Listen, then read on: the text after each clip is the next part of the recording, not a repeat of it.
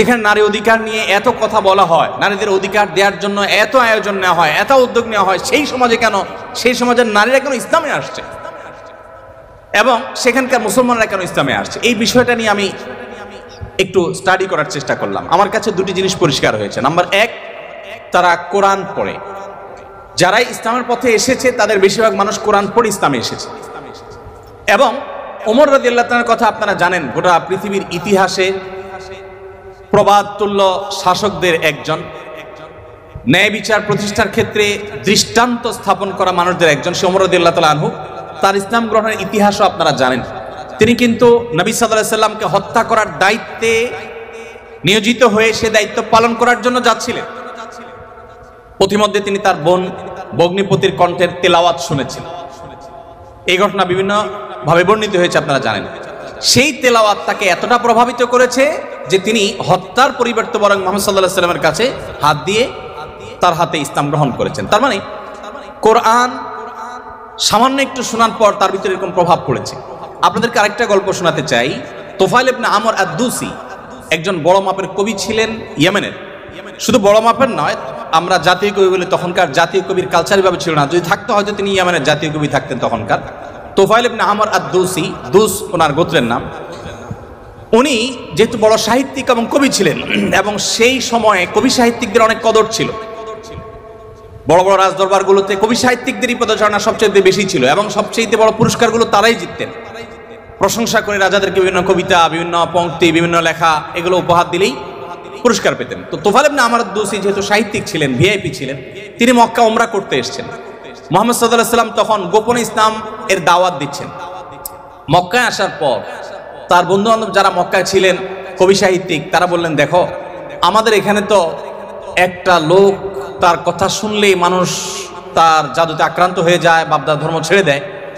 তো তোমার ব্যাপারে আমরা আশঙ্কা করছি যে তুমি এরকম অবস্থার মধ্যে পড়তে পারো। তাহলে একটা বুদ্ধি হলো, তুমি কানের মধ্যে তুলো দিয়ে রাখো, দোনো কানের ফুটো এমন ভাবে বন্ধ করে দাও যে তুমি ওমরা যখন করবা, তওয়াফ করবা, সাই করবা, এই টাইমে যাতে ওই ভদ্রলোকের কোনো কথা তোমার কানে না আসে। অ্যাটলিস্ট এই সময়টা তুমি এভাবে একটু পার করো।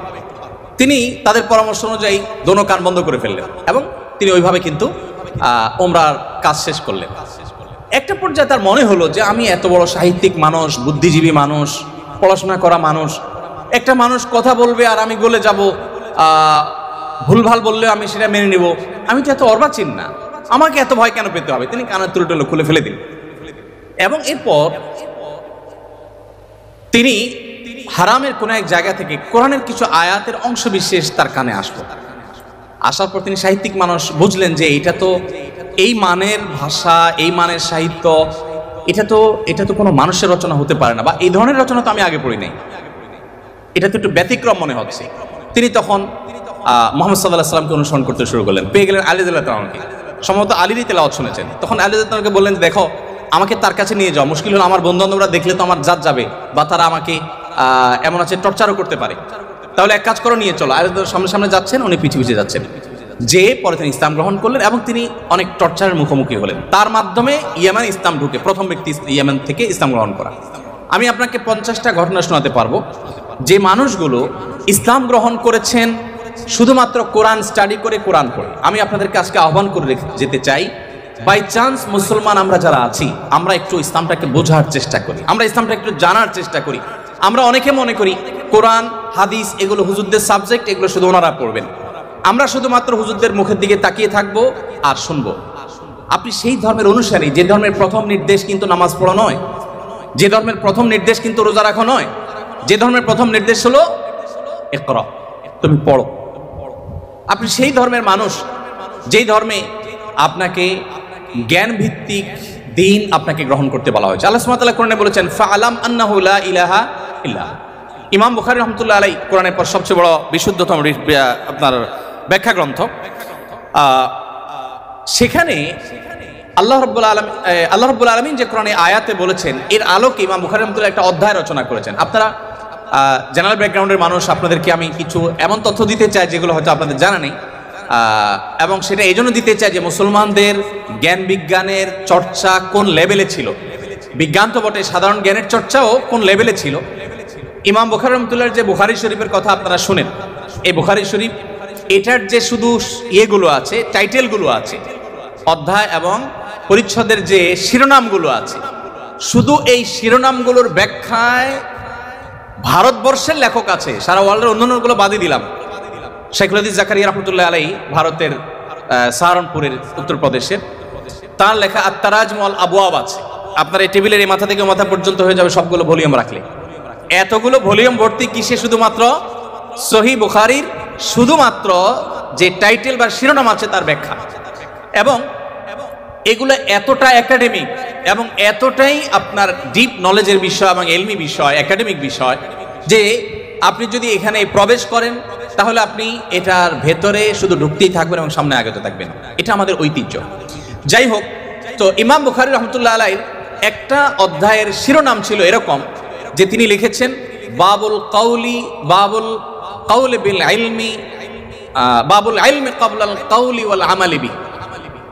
অর্থাৎ সে অধ্যায় এখানে রচনা করা হচ্ছে, যে অধ্যায়ে প্রমাণ করা হবে ইসলাম কোনো কথা বলবার আগে, কোনো কাজ করবার আগে মানুষকে সেটা জানার নির্দেশ করে। অর্থাৎ আগে জ্ঞান অর্জন করো, তারপরে তুমি করো। ইভেন আল্লাহ সুবহানাহু ওয়া তাআলা কোরআনে বলছেন ফাআলাম আন্নাহু লা ইলাহা ইল্লাহ, আল্লাহ ছাড়া সত্যিকার ইবাদতের উপযুক্ত আর কেউ নেই, এই কথার জ্ঞান তুমি অর্জন করো। দেখুন, আল্লাহ সুবহানাহু ওয়া তাআলা কিন্তু বিশ্বাসের কথাটাই বলছেন, কিন্তু জ্ঞান দিয়ে বলছেন। তার মানে তুমি জানো কেন আল্লাহ ছাড়া সত্যিকার ইবাদতের উপযুক্ত থাকতে পারে না, কেন একাধিক স্রষ্টা থাকতে পারে না, কেন তুমি সেই জিনিসটা জানার চেষ্টা করো। কেন বলতে আমি এখানে আল্লাহ সুবহানাহু ওয়া তাআলা দর্শন জানতে নির্দেশ করেছেন তা নয়, আল্লাহ বলেছেন যে এই বিষয়ের স্বচ্ছ ধারণা এবং ইলম যেন আমাদের মধ্যে আসে। কিন্তু দুঃখজনক, আমরা কোরআন পড়ি না, আর পড়লেও বুঝে পড়ি না। পৃথিবীতে সবচেয়ে বেশি পাঠ করা হয় যে গ্রন্থ সেটা কোরআন। কোরআনের চাইতে বেশি পাঠ করা হয় সর্বযুগে সর্বকালে এরকম আরেকটি গ্রন্থ পৃথিবীতে নেই যে এত বেশি পরিমাণে পাঠ করা হয়।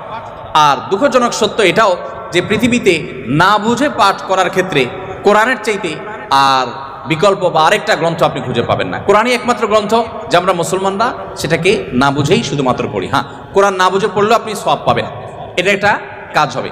না বুঝে পড়লে কি লাভ হবে আমরা অনেকে বলি। আজকাল আপনারা জানেন অনেক টেকনোলজি আবিষ্কার হয়েছে, আপনারা টেকনোলজির লোক, যে একটা সিম্পল জিনিস আমাদের সবার হাতে হাতে আছে, স্মার্টফোন।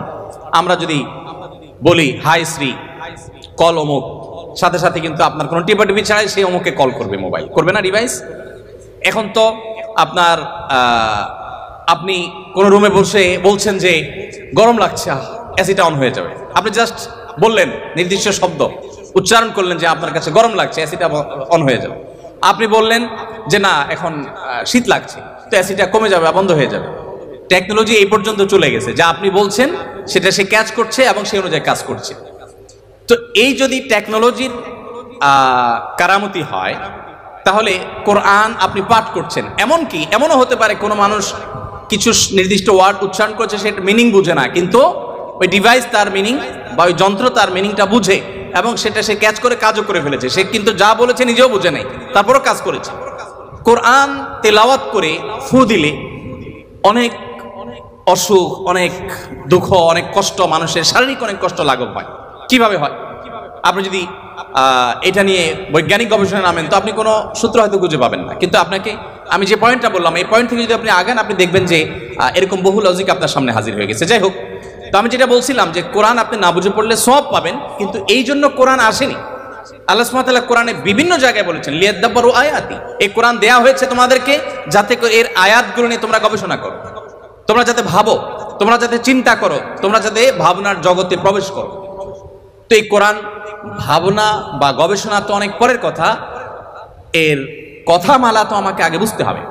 আমি আজকে অনুষ্ঠানের মাধ্যমে আপনাদের সবাইকে উদাত্ত আহ্বান রাখতে চাই, আসুন কোরআন শুরু থেকে শেষ পর্যন্ত একবার অন্তত পুরো কোরআনটা আপনি ধীরে ধীরে অল্প অল্প করে 5টি আয়াত করে 10টি আয়াত করে আপনি পড়ুন এবং বোঝার চেষ্টা করুন। কোন একজন সাহাবী বলেছেন শুধু সূরা বাকারা পড়তে তার কয়েক বছর লেগেছে। আমরা তো 2-3 দিনে কোরআন খতম দিয়ে ফেলতে পারি, তাই না? তার শুধু সূরা বাকারা পড়তে টানা কয়েক বছর সময় লেগেছে। কি করেছেন তিনি? প্রতিটা আয়াত পড়েছেন, এ সম্পর্কে জেনেছেন, ভেবেছেন, এখান থেকে তার নেয়ার কি আছে সেটা নিয়েছেন, নিজের মধ্যে ইমপ্লিমেন্ট করেছেন, দেন তিনি সামনে অগ্রসর হয়েছেন। এভাবে এগোতে গিয়ে তার একটা সূরা শেষ করতে কয়েক বছর সময় লেগে গেছে। কোথায় আমাদের কোরআন অধ্যয়ন? আমি আপনাদেরকে বলেছি এখনো পৃথিবীতে যারা ইসলামে আসছে, পশ্চিমা পৃথিবী বলুন, আমাদের এই অঞ্চলে বলুন, তাদের নিয়ে আমার যে সামান্য পড়াশোনা বা ঘাটাঘাটি আছে, সেটার আলোকে আমি নিশ্চিত হয়েছি অনেকখানি যে তারা বেশিরভাগ মানুষ আমাদেরকে দেখে তো আসার প্রশ্নই ওঠে না, কারণ আমাদের মুসলমানদের মধ্যে এমন কিছু নেই যেটা দেখে সে ইসলামে আসবে, ম্যাক্সিমাম মুসলমানদের অবস্থা। কিন্তু তারা ইসলামে এসেছে কোরআন পড়ার পর। ফ্রান্সের একজন পলিটিশিয়ান, তিনি কট্টর ইসলাম এবং মুসলমানদের সমালোচক ছিলেন এবং বিদ্বেষ পোষণ করতেন রীতিমতো। আমি একসময় আমার ফেসবুক